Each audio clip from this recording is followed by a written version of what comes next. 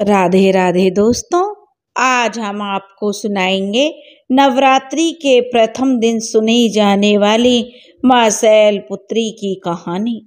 अगर आप हमारे चैनल पर नए हैं तो प्लीज़ हमारे चैनल को सब्सक्राइब करें, वीडियो को लाइक करें और शेयर करें। या देवी सर्वभूतेषु माँ शैलपुत्री रूपेण संस्थिता नमस्तस्यै नमस्तस्यै नमो नमः। जय माता दी। दोस्तों, माँ शैलपुत्री हम सभी पर अपनी कृपा दृष्टि बनाए रखें। हिमालय की कन्या और भगवान शिव की अर्धांगिनी माता शैलपुत्री नवरात्रि के प्रथम दिवस की अधिष्ठात्री देवी हैं। इनकी उपासना से साधक को स्थिरता, शुद्धता और आध्यात्मिक उन्नति का वरदान मिलता है। माँ शैलपुत्री के मस्तक पर चंद्रमा की शोभा, हाथों में त्रिशूल और कमल का तेजस्वी स्वरूप भक्तों को अचल विश्वास और शक्ति प्रदान करता है। और माँ शैलपुत्री वृषभ अर्थात बैल की सवारी करती हैं। आइए दोस्तों, आज हम आपको सुनाएंगे माँ शैलपुत्री की कथा। अगर दोस्तों आपको यह वीडियो पसंद आए तो प्लीज़ लाइक और सब्सक्राइब जरूर करें। शैलपुत्री की दिव्य कथा आज हम आपको सुनाने जा रहे हैं, इसलिए इसे ध्यान पूर्वक सुनें। और इस कथा को सुनने से जो सभी मनोकामनाओं की पूर्ति होती है और माता रानी की कृपा दृष्टि बनी रहती है। क्योंकि शैलपुत्री जो माता का रूप है वो सर्वशक्ति की अधिष्ठात्री नवरात्रि के प्रथम दिन पूजित देवी माँ शैलपुत्री का जन्म एक विशेष उद्देश्य से हुआ था। देवी सती के रूप में जब उन्होंने अपने शरीर को त्याग दिया तो वे अपने अगले जन्म में राजा हिमालय के यहाँ पुत्री के रूप में जो पैदा हुई। यही कारण है कि उन्हें शैल अर्थात पर्वत की पुत्री कहा जाता है। प्राचीन काल में हिमालय राज अपनी पवित्रता और निष्ठा के लिए प्रसिद्ध थे। वे भगवान शिव के अनन्य भक्त थे और उनके चरणों में लीन रहते थे। एक दिन जब वे गहन ध्यान में थे तब नारद मुनि वहां पर आए और उन्होंने कहा कि हे राजन, तुम्हारे घर स्वयं आदि शक्ति प्रकट होंगी। वे न केवल इस धरा को दिव्यता से आलोकित करेंगी बल्कि तुम्हारे कुल का गौरव भी बढ़ाएंगी। राजा हिमालय और उनकी रानी ने यह सुनकर देवी भगवती की घोर तपस्या की। उनकी श्रद्धा और भक्ति से प्रसन्न होकर माता भगवती ने उन्हें आशीर्वाद दिया कि वे स्वयं उनकी पुत्री के रूप में जन्म लेंगी। कुछ समय बाद रानी को जो एक दिव्य कन्या की प्राप्ति हुई जो कि बहुत ही सुंदर, अत्यंत तेजस्वी और दिव्य आभा से युक्त थी। शैलपुत्री के रूप में जन्म लेने के बाद देवी का बाल्यकाल अत्यंत ही अद्भुत रहा था। उनके जन्म से ही घर परिवार और राज्य में सुख समृद्धि बढ़ने लगी थी। जब वे छोटी थीं तभी उनमें असाधारण शक्तियां देखी गई थीं। बचपन से ही वो प्रकृति से गहरा जुड़ाव रखती थीं। पर्वतों की गुफाओं में ध्यान लगाना, नदियों के जल में कमल की तरह कीड़ा करना और जीव जंतुओं को स्नेह देना उनके स्वभाव में था।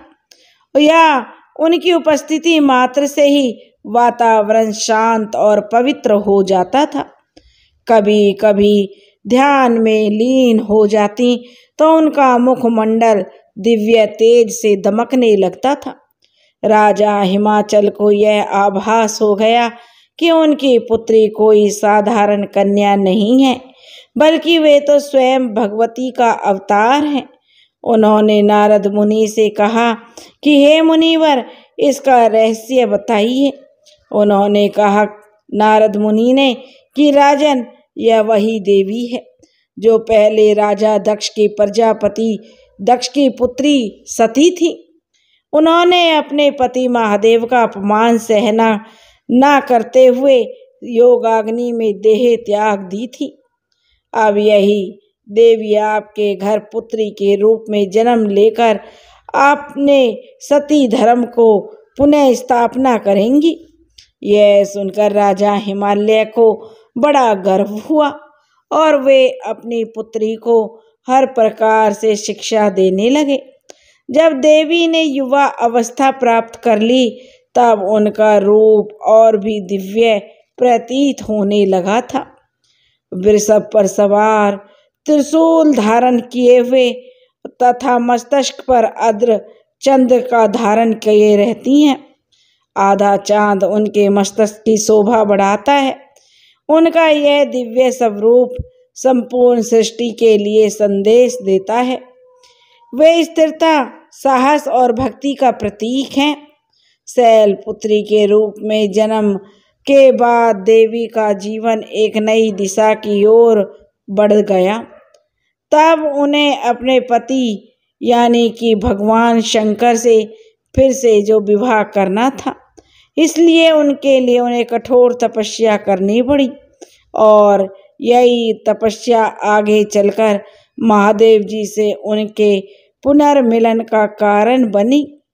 माँ शैलपुत्री भी पूजा करने से जो भक्ति बनी रहती है और मन में स्थिरता, आत्मविश्वास और भक्ति का आशीर्वाद प्राप्त होता है। जो भी भक्त सच्चे मन से माँ की आराधना करते हैं उनके जीवन में सुख समृद्धि की वृद्धि होती रहती है। माँ शैलपुत्री का जन्म एक विशेष उद्देश्य से हुआ था। वे पूर्व जन्म में माता सती थी जो भगवान शिव की अर्धांगिनी थी, लेकिन उन्होंने अपने पिता दक्ष प्रजापति के अपमान से आहत होकर योगाग्नि में अपने प्राण त्याग दिए थे और यही माता सती ने अपने अगले जन्म में राजा हिमालय की पुत्री के रूप में जन्म लिया और वे शैलपुत्री के नाम से विख्यात हुई। माता सती का जन्म ब्रह्मा जी के पुत्र दक्ष प्रजापति के घर में हुआ। वे बचपन से ही भगवान शिव की आराधना में लीन रहती थीं। कठिन तपस्या के बाद भगवान शिव ने उन्हें अपनी अर्धांगिनी के रूप में स्वीकार किया, लेकिन माता सती के पिता दक्ष प्रजापति शिव जी को योग्य वर नहीं मानते थे। एक बार दक्ष प्रजापति ने एक भव्य यज्ञ का आयोजन किया जिसमें सभी देवताओं और ऋषियों को आमंत्रित किया गया, लेकिन भगवान शिव और देवी सती को निमंत्रण नहीं भेजा गया। तब माता सती को जब इस बात का पता चला तो वे अपने पिता के घर जाने के लिए उत्सुक हुईं। भगवान शिव ने उन्हें बहुत समझाया कि बिना निमंत्रण के जाना उचित नहीं होगा, लेकिन माता सती अपने मायके जाने के लिए जिद पर अड़ी रहीं और यज्ञ स्थल पर पहुंचने के बाद माता सती ने देखा कि वहां भगवान शिव का अपमान किया जा रहा था। दक्ष प्रजापति ने अपशब्द कहे और शिव जी को अयोग्य कहा। यह देखकर माता सती सहन नहीं कर पाई और उन्होंने क्रोधित होकर अपने पिता को उत्तर दिया, जिस शिव को समस्त ब्रह्मांड पूजता है उनके लिए अपशब्द कहकर आपने घोर अनर्थ किया है। अब मैं इस शरीर में एक क्षण भी नहीं रहूंगी। इतना कहकर माता सती ने अपनी योगाग्नि में जो देह त्याग कर दिया। भगवान शिव यह जानकर अत्यंत क्रोधित हुए और उन्होंने अपने गण वीरभद्र को भेजकर दक्ष प्रजापति का यज्ञ विध्वंस करा दिया। माता सती के देह त्याग के बाद भगवान शिव ने उनका अमृत शरीर उठाकर संपूर्ण ब्रह्मांड में तांडव किया। यह देखकर सभी देवता भयभीत हो गए। तब भगवान विष्णु ने सुदर्शन चक्र से देवी सती के शरीर को खंड खंड कर दिया, जिससे उनके अंग विभिन्न स्थानों पर गिर गए। यही स्थान शक्तिपीठ कहलाते हैं। अब माता सती ने अपने शिव से पुनर्मिलन के लिए एक और जन्म लेना था, जिसके लिए वो इस बार राजा हिमालय के घर पुत्री के रूप में अवतरित हुई और शैलपुत्री के नाम से जानी गई। राजा हिमालय को नारद मुनि ने भविष्यवाणी की थी कि उनकी पुत्री कोई साधारण कन्या नहीं होगी, बल्कि स्वयं आदि शक्ति का अवतार होंगी। कुछ समय बाद जब राजा हिमालय की रानी को एक तेजस्वी पुत्री की प्राप्ति हुई तो पूरी प्रकृति हर्षित हो उठी। इस बार देवी ने निश्चय किया कि वे भगवान शिव को पुनः प्राप्त करने के लिए कठोर तपस्या करेंगी। जैसे जैसे शैलपुत्री बड़ी हुई, उनके भीतर दिव्यता झलकने लगी। देवी शैलपुत्री को अपने पूर्व जन्म की स्मृतियां जागृत हुईं और उन्होंने संकल्प लिया कि वे भगवान शिव को पुनः पति रूप में प्राप्त करेंगी। इस उद्देश्य से उन्होंने गहन तपस्या का मार्ग चुना। अब वे पर्वतों की गुफाओं में जाकर ध्यान लगाने लगी। कठोर ब्रह्मचर्य का पालन करते हुए अपना संपूर्ण जीवन शिवाराधना में उन्होंने समर्पित कर दिया। पहले वर्षों तक तो वे केवल फल फूल खाकर रहीं, फिर केवल पत्तों पर जीवन यापन करने लगी, जिससे उन्हें अपर्णा कहा गया। अंततः उन्होंने निर्जल और निराहार रहकर घोर तपस्या की। माँ शैलपुत्री की तपस्या से समस्त देवगण चकित थे। इंद्रदेव को चिंता हुई, यदि माता की तपस्या पूर्ण हो गई तो शिवजी उनसे विवाह के लिए बाध्य हो जाएंगे। इसलिए उन्होंने कामदेव को भेजा ताकि उनकी तपस्या भंग की जा सके। कामदेव ने मोहिनी बाणों का प्रयोग किया, लेकिन देवी अड़िग रहीं। आखिरकार भगवान शिव एक ब्राह्मण के रूप में उनके सामने प्रकट हुए। भगवान शिव ने उनसे कहा, हे देवी, तुम कौन हो और इस कठोर तपस्या का क्या उद्देश्य है? देवी शैलपुत्री ने अपने तपोबल से जान लिया था कि उनके सामने कोई और नहीं बल्कि स्वयं भगवान शिव हैं। तब देवी शैलपुत्री ने उत्तर दिया, हे प्रभु, मैं पूर्व जन्म में आपकी अर्धांगिनी सती थी। अब मैंने पुनः जन्म लिया है और आप ही मेरे एकमात्र स्वामी हैं। अगर आप मुझे स्वीकार नहीं करेंगे तो फिर मैं अनंत जन्मों तक तपस्या करती रहूंगी। भगवान शिव उनकी भक्ति और प्रेम से प्रसन्न हुए और उन्हें अपनी अर्धांगिनी के रूप में स्वीकार करने का वचन दिया। जब भगवान शिव ने विवाह के लिए अपनी स्वीकृति दे दी तो संपूर्ण ब्रह्मांड में हर्ष छा गया। देवता, ऋषि, मुनि और स्वयं राजा हिमालय इस शुभ समाचार से आनंदित हो उठे। राजा हिमालय ने भव्य आयोजन की तैयारी की और समस्त देवताओं ने इस पावन विवाह के लिए मंगल गान किया। अंततः भगवान शिव और माता शैलपुत्री का विवाह विधि पूर्वक संपन्न हुआ।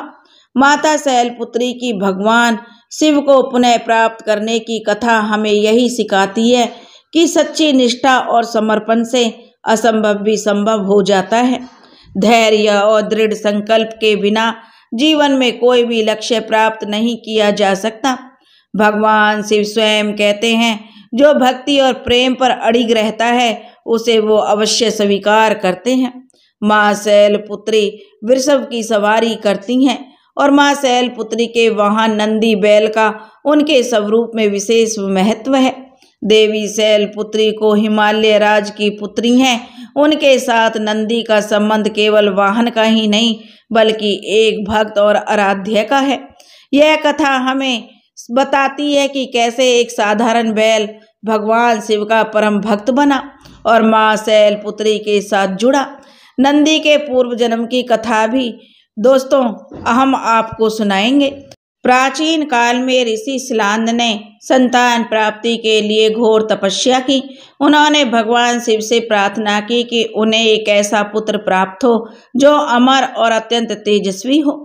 भगवान शिव ने उनकी तपस्या से प्रसन्न होकर उन्हें एक पुत्र प्रदान किया जो वास्तव में शिव जी का ही अंश था। इस बालक का नाम नंदी रखा गया। वह जन्म से ही तेजस्वी और अत्यंत बलशाली था। बचपन से ही नंदी को भगवान शिव के प्रति अगाध भक्ति थी। जैसे जैसे वह बड़े हुए उनकी भक्ति और बढ़ती गई। जब नंदी युवा हुए तो उन्हें ज्ञात हुआ कि उनका जीवन केवल सांसारिक कार्यों के लिए नहीं बल्कि भगवान शिव की सेवा के लिए समर्पित होना चाहिए। इसके लिए वह कैलाश पर्वत की ओर प्रस्थान कर गए और भगवान शिव को प्रसन्न करने के लिए घोर तपस्या करने लगे। उन्होंने कठोर व्रत का पालन किया और केवल वायु और जल पर रहकर भगवान शिव का ध्यान किया। उनकी भक्ति से प्रसन्न होकर स्वयं भगवान शिव प्रकट हुए। भगवान शिव ने नंदी से कहा, वत्स, मैं तुम्हारी भक्ति से अत्यंत प्रसन्न हूँ, मांगो तुम्हें जो चाहिए। नंदी ने उत्तर दिया, हे प्रभु, मेरा एकमात्र लक्ष्य आपकी सेवा करना है, मुझे आपके चरणों में स्थान दीजिए।